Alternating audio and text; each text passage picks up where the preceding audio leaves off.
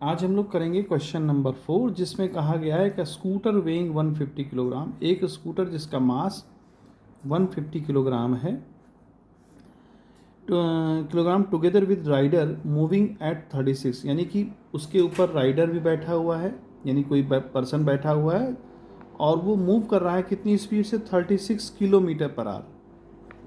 अब kilometre per hour को हम चेंज कर लें 5/18 करके, तो 18 यानी 10 आ जाएगा, 10 मीटर पर सेकंड उसकी स्पीड हो गई।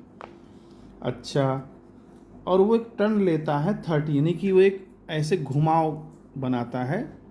मान लीजिए ये राइडर है, ये बाइक है और ये घुमाव बनाता है, और उस घुमाव का जो रेडियस है वो 30 मीटर, यानी आर की वैल्यू जो दे रखी है वो 30 मीटर है। ये सेंटर हो गया। अब हमें क्या पता करना है, कहता है what horizontal force on scooter is needed to make the turn possible. देखो कितना हॉरिजेंटल फोर्स उसको चाहिए कि वो पॉसिबल हो जाए टर्न करने के लिए। देखो सिंपल सी बात है, ये आपने पढ़ा होगा कि टायर एंड रोड के बीच में फ्रिक्शन फोर्स काम करेगा। अगर फ्रिक्शन फोर्स नहीं होगा तो ये पलट जाएगा, उलट जाएगा, जैसे ही ये टर्न लेगा तो ये उलट जाएगा।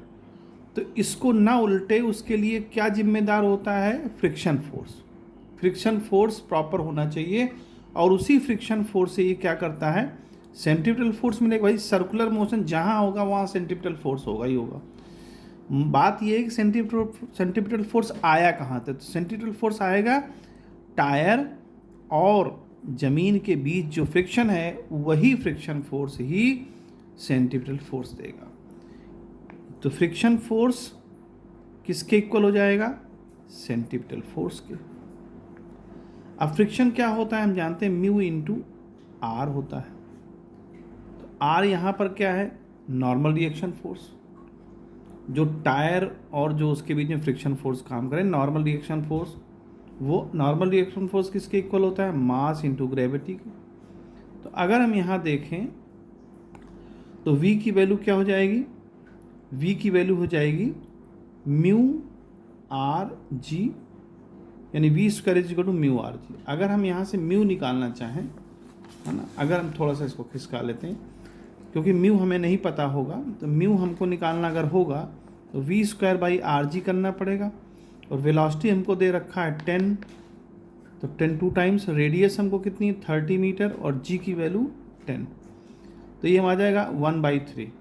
अब चूंकि हमें हॉरिजेंटल फोर्स निकालना है, तो फोर्स क्या हो जाएगा, देखो फोर्स हो जाएगा म्यू एम जी, ठीक है, म्यू एम जी। यहाँ से भी निकाला जा सकता है, लेकिन हम इस म्यू एम जी से निकाल रहे हैं, तो म्यू की वैल्यू कितनी हो जाएगी 1/3, मास की वैल्यू 150, और ग्रेविटी कितना है 10, तो 3 5 जा, यानी कि कितना आंसर आ गया 500, है ना, 500 न्यूटन। ये हमें प्रॉपर हमको फोर्स मिलेगा जिसकी वजह से हम टर्न ले पाएंगे। This is the answer of this question.